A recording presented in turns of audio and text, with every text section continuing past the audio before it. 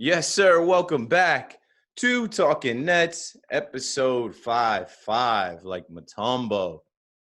Keith McPherson, Hudson Flynn. You should already know that by now. But if this is your first time listening to the podcast, welcome. Welcome to the Talkin Nets fam. And you picked a good episode to be your first episode because we've got Justin Anderson from your Brooklyn Nets joining us in a little bit. But first, we'll get into some quick news, a couple things in the NBA. Hudson, how you doing, bro? Man, I'm doing well. It's a special episode. Nice round number 55. Getting some big names on there, some big Nets names, and I'm hyped. It's a great episode, some great conversation. Let's get right to it. Yeah, did you get a haircut? You got a clean cut at Fordham? I did. I got the clean cut this morning. Had to get it all nice looking fresh for the podcast. How's that work? Do you go somewhere in the Bronx or is there somewhere on campus? No, I went somewhere in the Bronx. There's nowhere on campus, and I don't know if I'd even trust anywhere on campus if they were going to try and give me a haircut. Awesome, man. Interesting. Yeah, so anyway, let's get into it. Last night was Game 7. If you're hearing this, it's most likely Thursday morning. So 2 nights ago was Game 7. We watched the Nuggets pull it off. I really thought there was no way. I really thought the Clippers were going to stand up and lean on their superstars, but their superstars went missing. What's the point in getting those guys to come over to the Clippers and them not getting it done? They didn't even get to the Western Conference Finals. Jamal Murray, Nikola Jokic, Michael Porter Jr. I think I sent a tweet out. I said Michael Porter Jr.'s comments after Game 5 was basically the Tim Tebow rallying speech for the Nuggets. Now, obviously, it didn't have the same tone of it, but him speaking out saying, hey, we're not going to beat the team like this. Other guys got to get involved. It must have struck a chord with the Nuggets because they could have went the complete other way. They could have bashed him. They could have tried to hang him out to dry, say, oh, he's a young guy. He's running his mouth too much. No, they banded together and they got it done. Hudson, any thoughts on the Nuggets-Clippers series now that we're done with the Clips and the Nuggets are advancing to play against LeBron and the Lakers? What? Man, big, thick Jokic is the real deal. That man, I don't know. He looks like he should be smoking a pack of cigarettes a day, working as like a night guard somewhere, but he's putting up Game 7 triple-doubles. Jamal Murray was not about to leave the bubble. Youngest player, I believe, to drop 40 in a Game 7 all time, maybe one of 2 players. And Michael Porter Jr., and you said it, like there was 2 ways that conversation could have gone, and it went the right way for the Nuggets. It went the right way for that team, and I'm hype about it. I love the team. I said even before the last time we did an episode, or it was two episodes maybe, I wanted this series to go the Nuggets' way. I like the Nuggets. I like the story, but I didn't feel like they were going to be able to do it against the Clippers. But, man, the Clippers didn't look like nothing. They didn't look like Paul George was worth all those draft picks. Like Kawhi should have, up and left Toronto to start his new thing. I mean, Pat Bev couldn't play. It just looked bad all around. Montrezl Harrell looked like he does not deserve this contract he's trying to get. And, I mean, choke job. Complete choke job. Kawhi Leonard never had the moniker of being a choke artist before, but now he's got something to prove. So, maybe look at next year if Paul George can actually play like everyone thinks he can. Maybe look at next year for a little revenge tour for Kawhi, but it's Nuggets time. And I don't know. I have no more reason to think that they wouldn't be able to make some noise against this Lakers team. They match up well in the paint. They got the shooters. I think they have more shooters than the Lakers.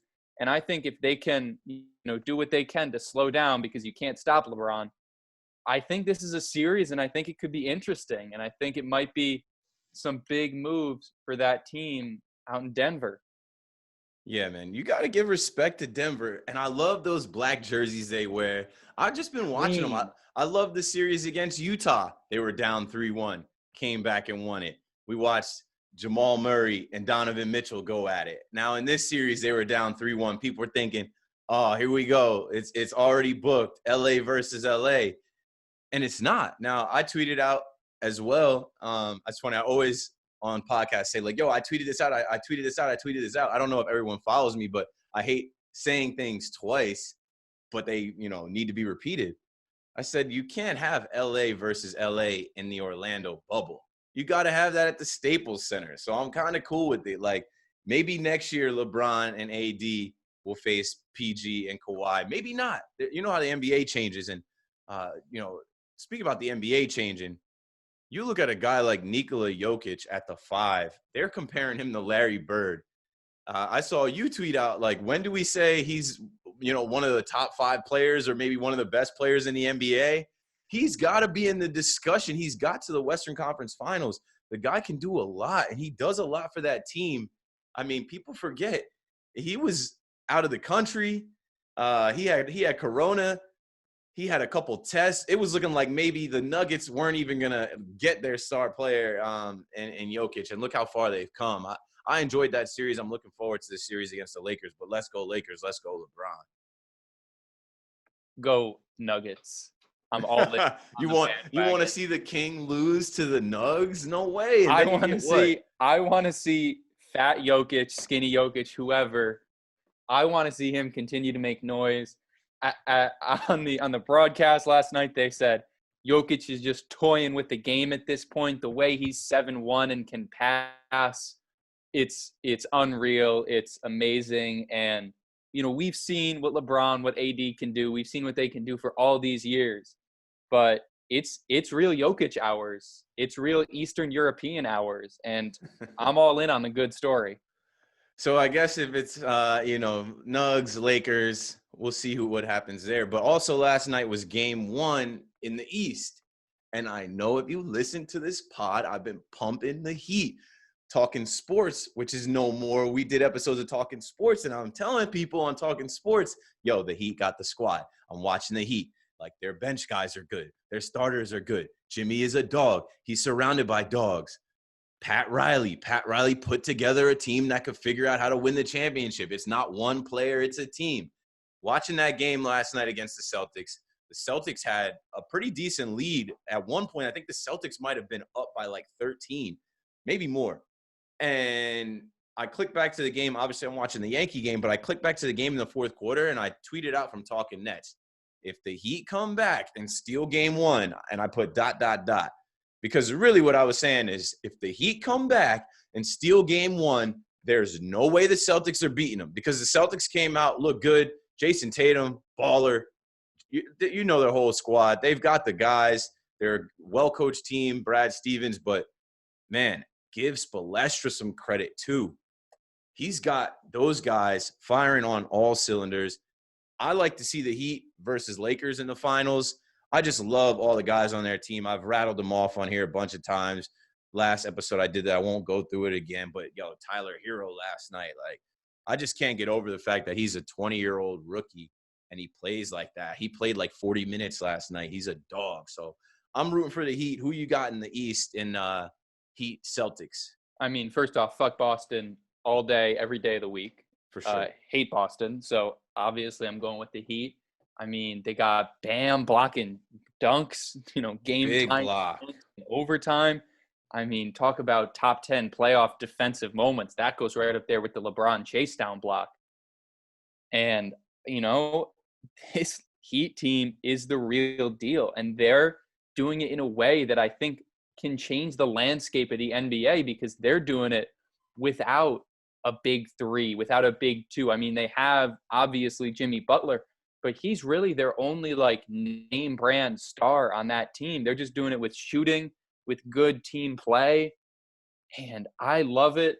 The Spo show, Eric Spoelstra doing his thing. It's just fun to watch. It's good basketball. And as much as I do love the Nuggets, I think that a Heat Lakers finals would be fun. I think it would be cool for them to show that they don't need LeBron to have their only franchise success in history. And, man, I love it, and I hate the Celtics, so it's a win-win for me. Yeah, I would love that storyline of LeBron versus one of the teams he won a championship standing in the way from him getting a championship with his third team. I don't know. The NBA has been great. The bubble has been great. You talked about Jimmy Butler being their only guy, their only dog. And I love when Jimmy came out with that quote. He was like, they act like I'm not a good NBA player. Like, they really act like I'm not one of the best players in the league, and he is. And speaking of best players in the league, the 2020 All-NBA team came out. First team was LeBron, Giannis, Luka, AD, Harden. Second team was Dame Time, Kawhi, Jokic, Chris Paul, Spicy P. Third team was Ben Simmons, Jason Tatum, Jimmy Butler, Rudy Gobert, and Russell Westbrook. I think that team is fine, but I'm using that to segue into this. Listening to the Old Man and the Three podcast, which you should absolutely go listen to. You also should go to shop.johnboymedia or Talkin Nets Twitter, Instagram, and look for the shirt that came from that podcast with the quote from KD talking about just wanting to play ball, go to the crib and chill. But on that podcast also, JJ Redick, who's on the Pelicans and plays with Drew Holiday, was saying how good Drew Holiday is defensively and how everyone in the league knows that, but he didn't make all-team defense, all-NBA first-team defense or whatever. And KD backed that up, saying, yeah, he's one of the best. Kind of, gave him like a stamp of approval, spoke highly of him. You never know what really goes on behind the scenes. Today, Scoop B, I don't know if you know Scoop B. I actually met Scoop B. Shout out to him. No shot he listens to Talkin Nets, but I got to hit him up. I met him on some random shit last year. Like, he was with this rapper guy. I was working at this sports and entertainment company, and I followed him then. He followed me back, and he always has a scoop. Sometimes it's real. Sometimes it's not. But he came out with a tweet today, and I saw a lot of people jumping on it, but he says the Nets are interested in Drew Holiday. The Nets have been interested in Drew Holiday. That's not breaking news. Since like 2015. We've talked about this. We've said his name multiple times. But either way, players and picks have been discussed. Have heard that the Nets will offer Dinwiddie, Allen, Musa, and a projected first-round pick. An interesting offer for sure. Nothing can be done before the bubble ends and a trade window opens. A bunch of people jumped on this. Like, people started attacking this man. I saw people coming for his neck. He was telling people, delete your account. He was doing all types of stuff on Twitter. But the biggest response that I saw was from Spencer Dinwiddie, who quote tweeted it and said, I liked yesterday's news cycle better. Basically, because he included him in this trade. Spencer's not trying to go anywhere. I actually saw a graphic from the Brooklyn Nets that included Spencer. I'm like, hey, if we can keep him, keep him. What are your thoughts about the Drew Holiday rumors coming back up? Scoop B stirring the pot in September here as we get to the, conference finals. You love Drew Holiday. He's a great player. The Nets have been trying to get him on our team for, it feels like, the past 20 years. But this trade doesn't do anything for me, if I'm being completely honest. I like Dinwiddie. I like his salary control that we have for another year. I think obviously he wants to stay. He wants to be able to win that chip before he ends up probably inevitably going somewhere else. I don't want to trade Jared Allen like that. I mean, Musa's whatever, and the projected first is whatever.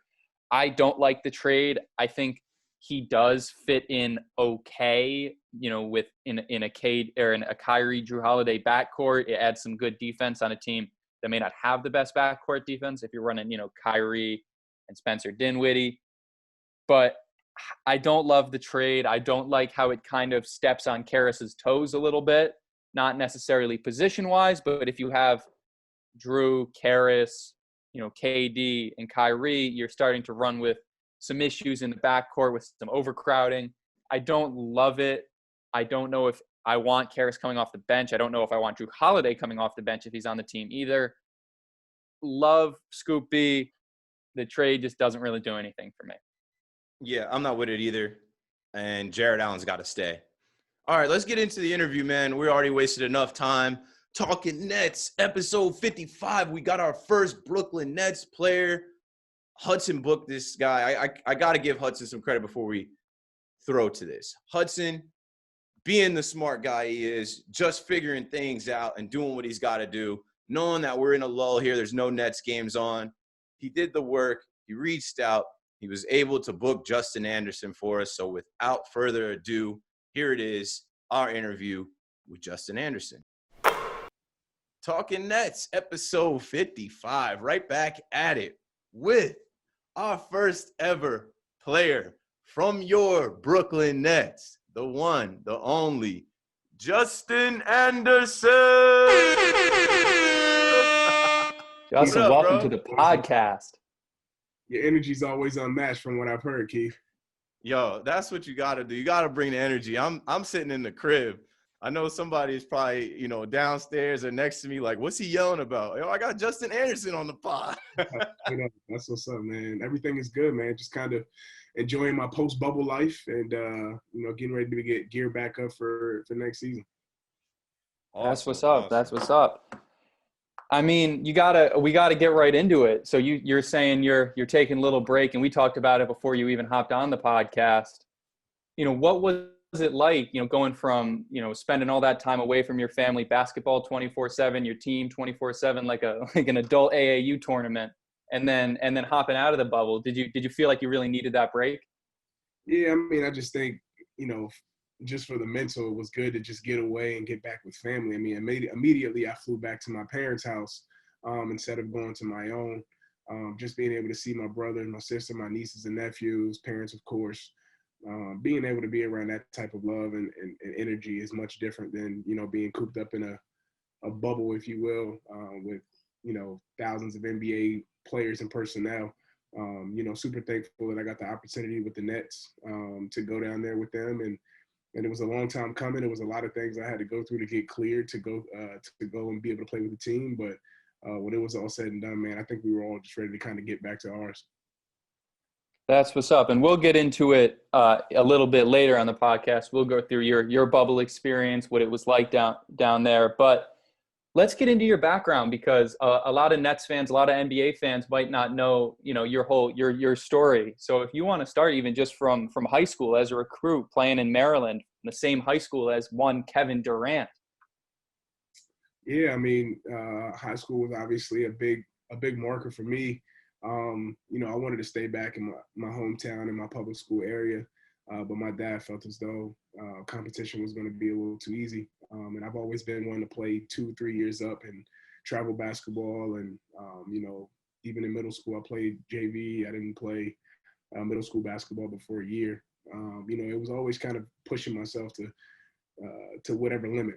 Trying to beat the best is always what I wanted to do. And Oak Hill obviously was another notable team, in high school basketball. So I chose the team that, that gave them fits, and I wanted to try to beat them as much as I could. So I chose obviously Montrose and the Gravis Vasquez, the Linus Cleezas, and obviously the best player to come out, Kevin Durant. Have all attended that school, Terrence Ross as well. We've produced some talent, and I'm super thankful that, Coach Stu Vetter and his staff in high school helped prepare us for the NBA, and I think it's a lot of things that I'm still using and or utilizing to this day. Man, that's awesome. Obviously, you got the basketball lineage, but it didn't end. It didn't end in high school. You ended up at UVA. Maybe not would have been your initial commitment.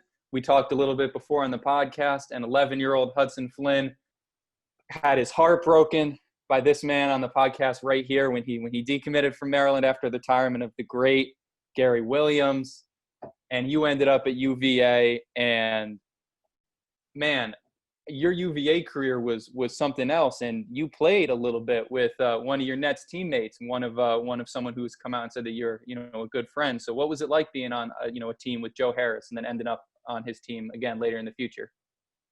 Obviously I didn't mean to break a young Hudson's heart. But, I had to do what was best for me and in my career. And I personally didn't think that Maryland's program would ever be as good as it was under Gary Williams.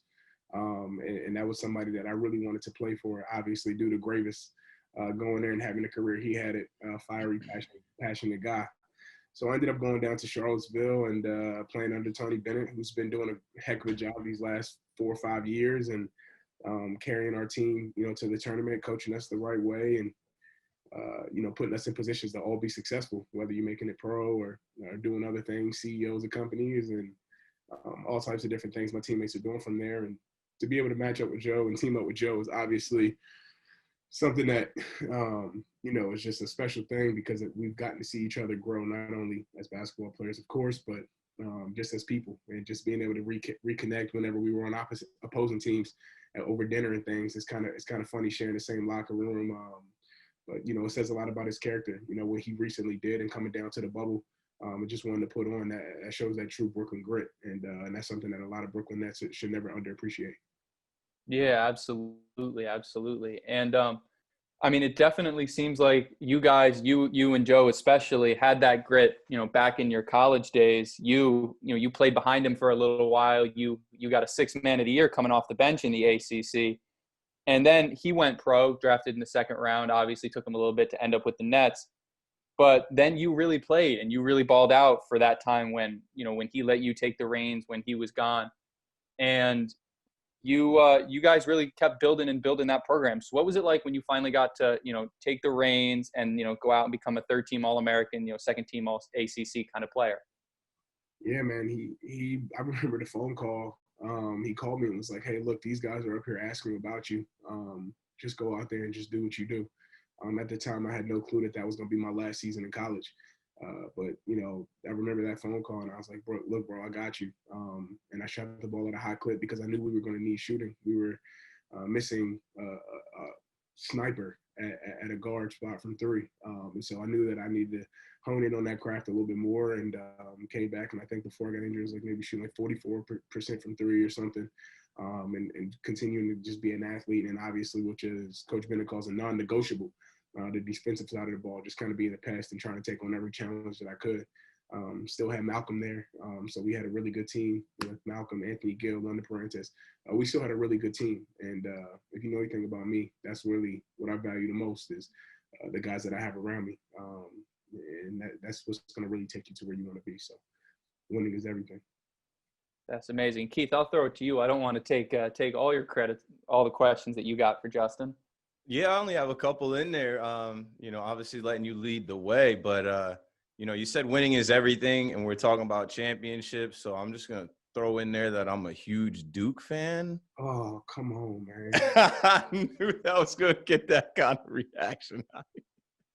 Come on, man. But respect to UVA. I went to school at James Madison University for a couple semesters before I realized that was too much for me. I don't know if you know anything about Harrisonburg. It's like 70% girls that go to that school. It's like one of the top party schools. But I played football, and I also got to go to UVA for camp. I got to go to UVA and watch a basketball game. I think back then they had a point guard. His last name was like Singletary. He was a dog. I forget. But either way, you paved the way. Joe paved the way. And to see UVA in one year, I think it was it 2018, go to the tournament, get bounced first round, and then 2019 come back and win it all. Like, how did you feel like seeing the program come that far and do all that on a national level? It just speaks a lot to our resilience. It speaks a lot to our preparation. Coach Bennett always has something good to say, and not only did he say to the team, but he said to the alumni, and guys got back to it. But it just, like I said, it speaks a lot about perseverance to be able to lose to the 16th seed for the first time in history, and then come back and not only win a championship, but the things that those guys had to go through and they battled through says a lot about those guys, their character, their work ethic. But it was a special thing to watch for sure. Yeah, it's awesome. And honestly, guys like you, Joe Harris, like I said, you guys paved the way. I'm sure you guys are proud, and I'm sure that, things probably changed from when you were there. I know when I was in school, I watched them upgrade like the football facilities and then the equipment and stuff like that. So I'm sure you're proud just watching the Wahoos get on top and win the national championship. Absolutely. That's why I went there. Can you share us just, I guess, a little bit more about your relationship with Joe as far as like the Brooklyn Nets are concerned? I think as soon as you came on our radar, that's one of the first things that the Yes Network was talking about, fans were talking about, like, okay, this is a UVA guy, him and Joe Harris, there's a connection there. Obviously that's my boy. That goes without being said. I could go on for, a few minutes just talking about how much he's meant to me. The support from my family and his family and the link that we have there. His mom's the sweetest lady. Pops is super cool. Sister's awesome. And then, obviously just our connection with UVA and the stories that we had from back then.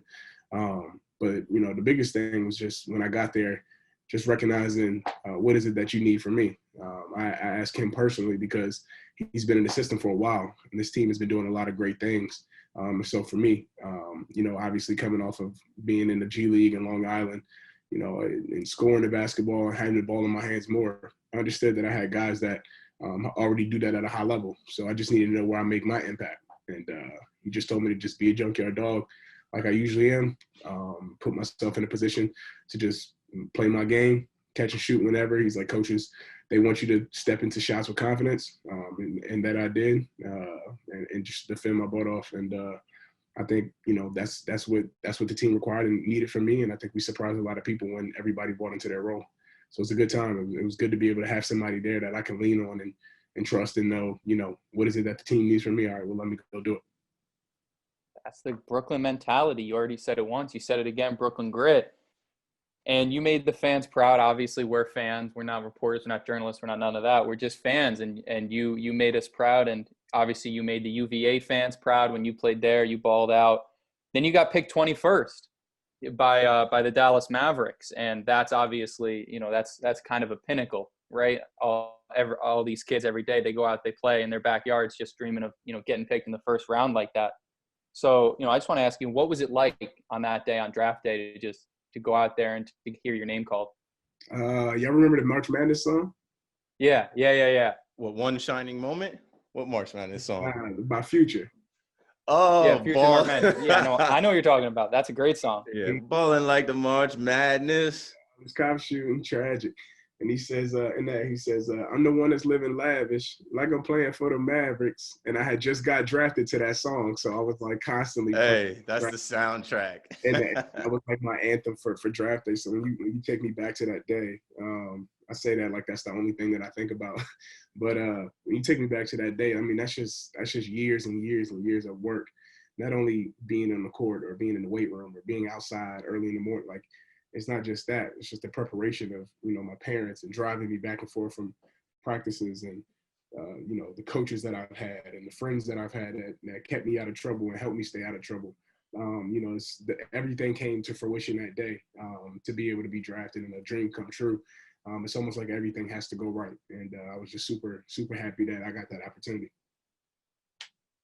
That's amazing. I mean, you made the dream come true. You did what everyone has always wanted to do. Obviously, it's all credit to you. But let's jump back forward. Let's jump to the bubble, to what you're finally done recovering from, taking that vacation from.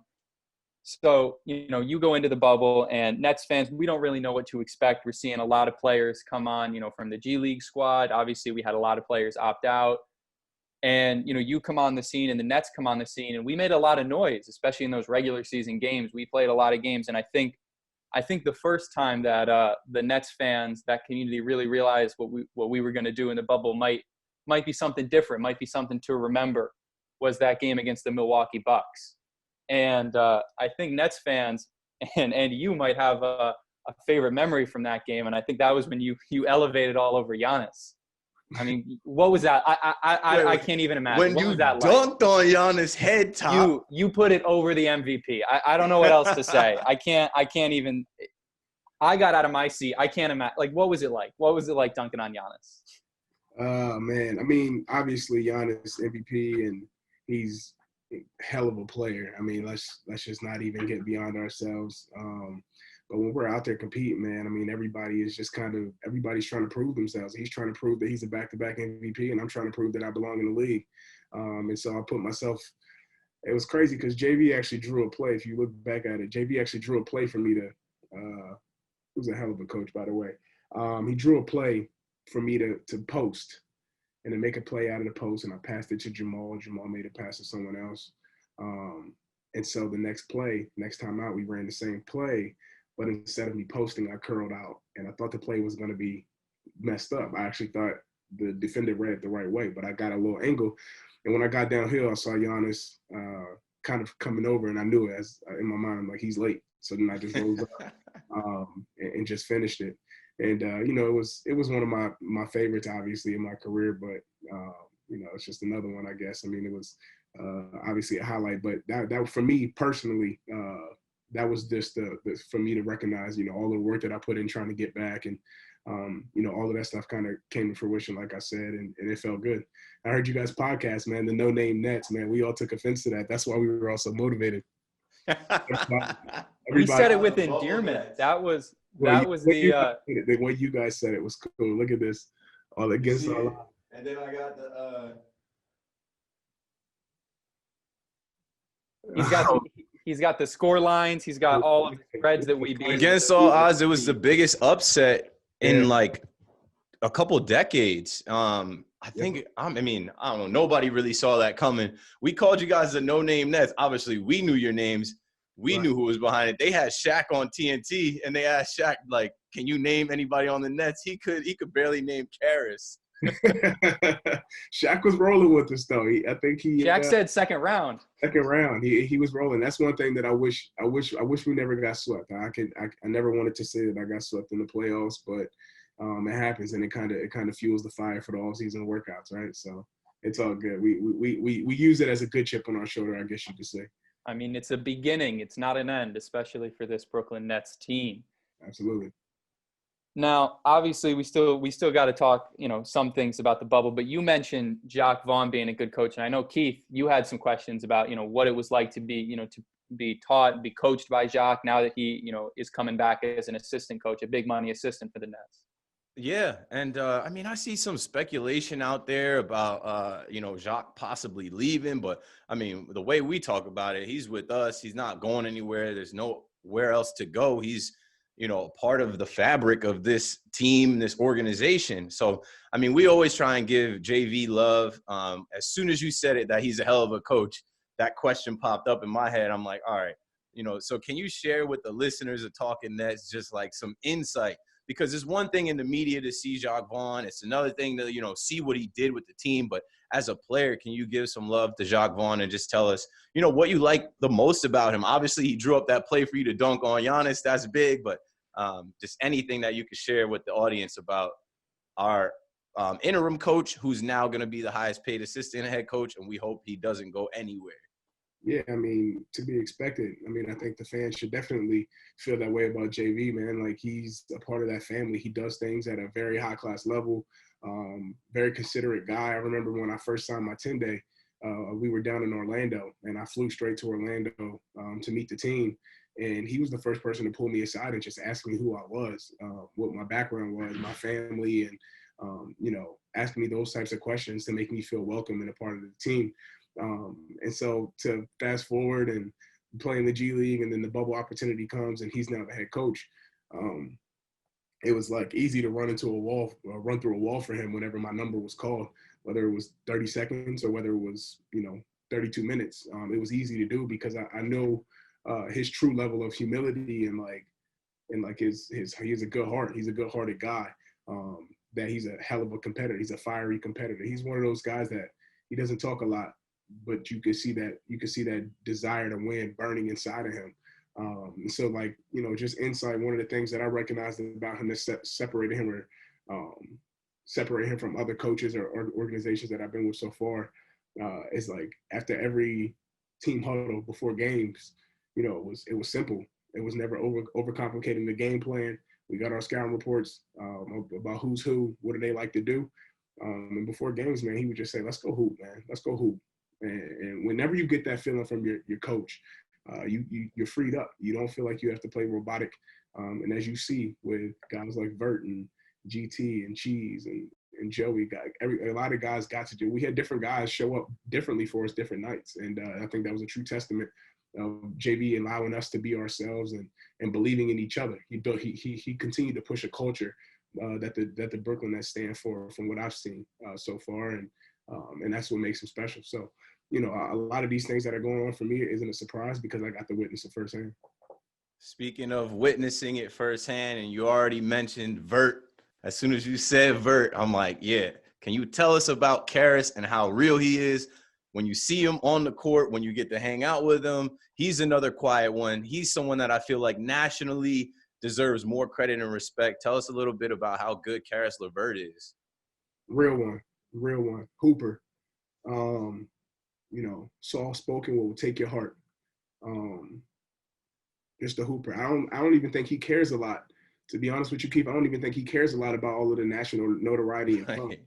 Like, I just think he wants to just destroy people. Like, I think he wants to, rip your heart out and give you a bucket, and then he's coming down on the other end. He's playing defense. I saw a lot and heard a lot about him for playing on the other side, especially when I was in Philly. I heard a lot of people talking about how, one coach referenced him as Bambi, because when he would like work out, he looks like he's about to fall over all the time. And you see that with his spin step backs and his hezzies and everything. His legs are like noodles. You don't know where he's going to go. And so to see and hear that type of thing and then watch it watch it close up and witness it, it's not Bambi. It's very not predictable. What's the word I'm looking for? It's very thoughtful. Productive. I'm looking for a word, but it's very intentional. I'll just say that. Okay. Yeah, like he knows exactly what he's doing. He knows where he's going.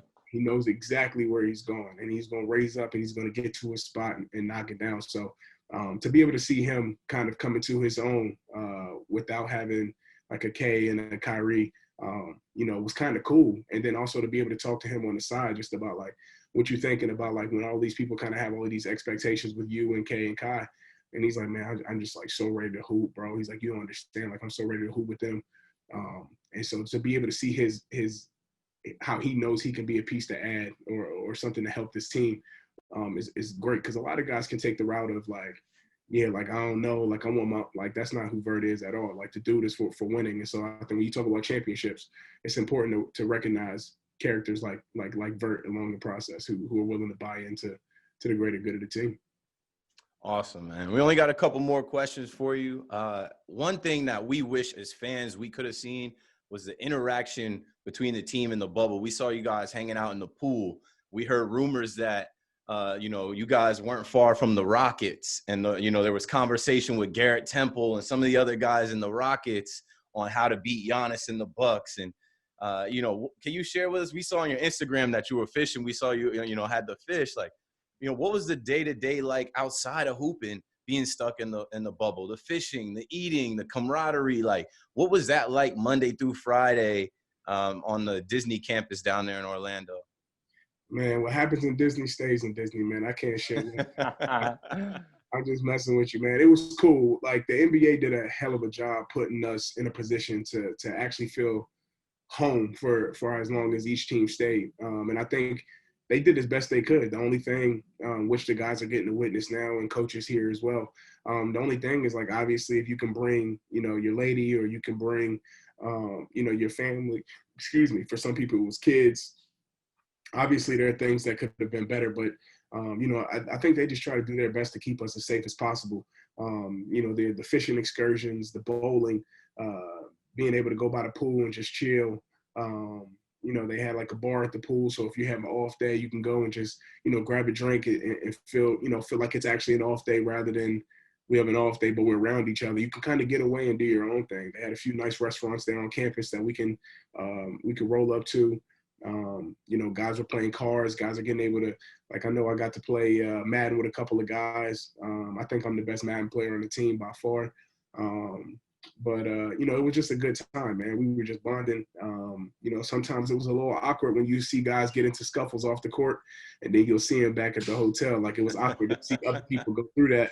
Luckily, my one little scuffle that I got into at a different hotel, so nobody had to, step in between anything. But you just made me think of something, bro. You just made me think against Orlando. So we, like, you mentioned the junkyard dog mentality. We hate Orlando. Like, as fans, we just got a thing against Orlando. Like, yo, beat Orlando every time, I guess, because they were close to us in the standings. But at the end of us putting a whooping on Orlando, I think it was the last time we played them in the bubble, there was a little something that went on at the end. And I was talking to Hudson. I was like, yo, look at Justin Anderson, bro. I'm like, he's the bulldog out there. Like, they don't really want it with him like that. Oh, man. Was it Orlando? Or was it It was, what was the dude's name? We had like a one-do against Orlando, and then we had the scuffle in the Bucks game with Donta and that too. It was a one-do and Jeremiah Martin when he fouled him hard. Yeah. Yeah, it was at the end of the game. That's what it was. Yeah, it was Jeremiah. That was an awkward moment because we did go back and see them at the hotel like a little bit later. And yeah, that was an awkward moment. But I had like they were fine. I'll just leave it at like that was. They didn't really want smoke like that. That's what it looked like. In the moment, I think it was just a kind of a frustration foul. But in the moment, I also looked at it as you're not gonna just maul my teammate like that. Yeah, like you're just not gonna do that. So it was a bad foul, and I think he admitted it later on. But yeah, yeah. We like that, man. We appreciate you being the enforcer out there, having these guys' backs. Like, I don't know, this is Brooklyn, yo. We like that grittiness. We like that hard edge player, that style, and like you said, junkyard dog. All right. On a more serious note, you know, the Black Lives Matter was written right across the court. Brothers all came down there from all parts of the country. You know, the NBA is predominantly black. We saw protests on the national anthem. We saw guys deciding to take the press conference and just speak strictly about issues, whether it be Breonna Taylor, George Floyd. Could you share with us, one, I guess, you know, things that you were thinking or things that you were doing? And two, we did look up, you know, the starting five and Hoops for Humanity. Speak to us about what you do for the community, what you've been doing out here to make a change outside of basketball, put basketball to the side. And before we, you know, let you go, let people know what you've been working on, you know, just to make this world a better place. Yeah, I mean, I appreciate that, Keith. I mean, it's, you know, for me, I guess I should start with this by saying being a journeyman is something that I never dreamt of. Hudson, you asked at the beginning, what is it like to be drafted 21 and hear your name called? And that stuff's cool. But at the end of the day, like before all of that, you're a human. For me, I'm a black male, very tall in stature, with a good heart that cares about my neighbor. And that's just how I was raised. You know, so I really care a lot about what's going on right now in the fight for equality, you know, for black people. And we're continuously seeing things go on and through social media, whether it's run-ins with the law, cops excessively beating on black people for no apparent reason, with body cameras and all. I mean, you would think that that's why we instilled that, you know, rule, the body camera rule, so we could see clear footage of exact everything. And things like this are still happening, which shows a lot about how much they care about these individuals in particular. But as far as like what the NBA is doing for Black Lives Matter, man, I mean, Black Lives Matter is a group, is a foundation. You know, it's a group of people who put together something to get everybody to band on the same, you know, wavelength, to understand that we need to come together in order to promote change. And I think the NBA has done a great job as a big business to help push that. And my interest in particular is just continuing to push the message from a positive standpoint as well. It's not just about you know, continuing to shout out these people who have been wrongfully done by the police, because that in itself has a lot of voices that are being said, and it will continue to hear from not only those people but me as well. But something else that I want to push as well is just a celebration of Black people and how far we have come, and the people who are in positions of power who are Black, and my parents who've been together now for 30 plus years in marriage.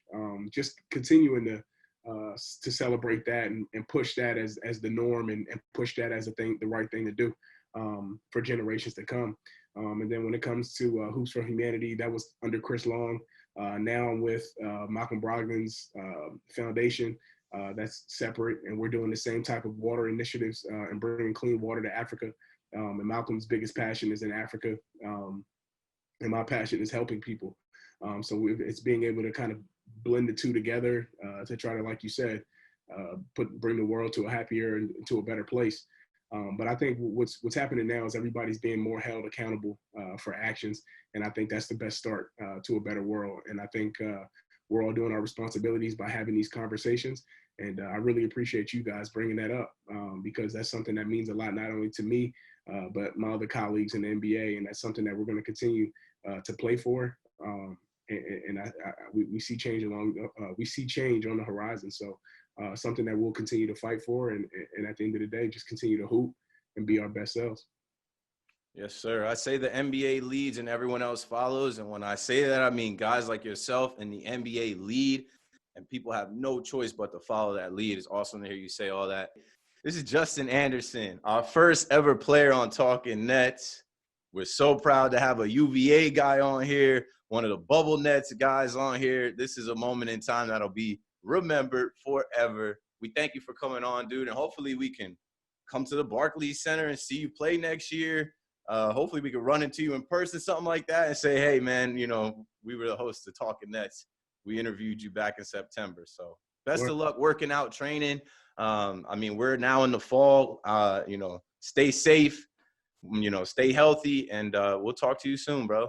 Word. Appreciate you guys, man. Man, that was great. Justin Anderson, what a guy. He did his research. He said he did his homework on us. You know, he was familiar with the pod, and man, he spoke so well about everything. He's a solid guy. I really hope to meet him one day. I'll remember that one for a long time. That's our first NBA player, our first Brooklyn Net.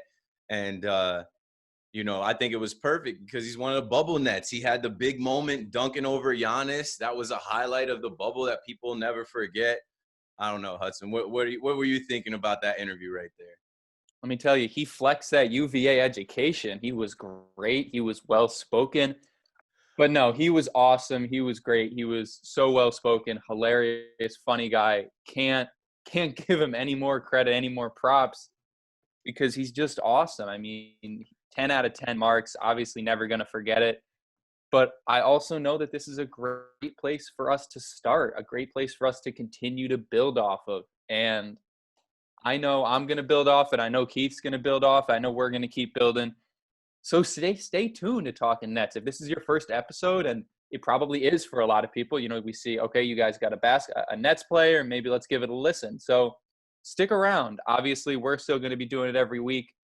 And we're going to have more guests, more analysis, more takes, more everything coming in this offseason. We're not going to sleep and we're not going to rest until we win that 2021 chip. Absolutely. And I agree with everything he just said. And I'll add this to it.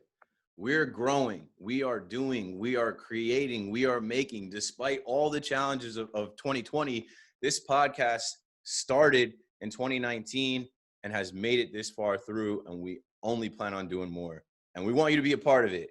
Shout out to my guy, BG, Brandon Graves. Your shirt is in the mail. Wrote us a great review. We need more of that. We need ratings. We need reviews. We need you to tell a friend, yo, this Nets podcast, Keith, Hudson, they're great. I listen to them every week. They keep me updated on the Nets, the NBA. You should subscribe. You should listen. And if you want to be on the podcast, it's very simple. Call the voicemail, but call the voicemail and actually leave a message. I look at it. It's on Google Voice. I look at it and I see missed calls every week.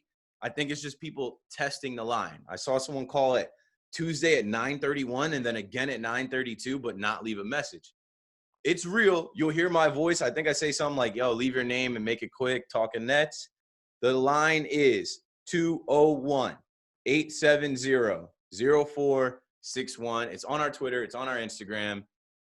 In this like lull until we get back to games, we want to hear from fans. We want to hear from more people like us that watch the Nets, root for the Nets, and want to talk NBA. So any questions you have, anything you want to say on the pod, send it this way. Make sure you follow us on Instagram, Twitter, and subscribe to our YouTube channel. Just search Talkin Nets at Talkin Nets. Also follow the brand, the network, the company at John Boy Media, Facebook, Twitter, YouTube, Instagram, everything. Follow me at Keith McPherson. You can follow Hudson at Hudson Flynn _. Pretty simple. It's just our first and last names. And that's all we've got for you this week. Awesome week. Man, everything is changing out here. It got colder this week. It's hoodie season out here. We're figuring things out. We're booking guests. I don't know who the next guest will be, but we'll be working on that. We can't promise it'll be next week and the week after, kind of like we did the Yes Network people, like week after week after week. But, hey, we started putting players on now. Word travels to the rest of the team. Maybe we can get some other guys from the team. So stay tuned for that. I can't wait. We're getting closer and closer to getting back in the Barclays Center and watching this Nets team. And you know what we're going to say as soon as we sit down and get in those seats. Let's go Nets. Brooklyn. We go.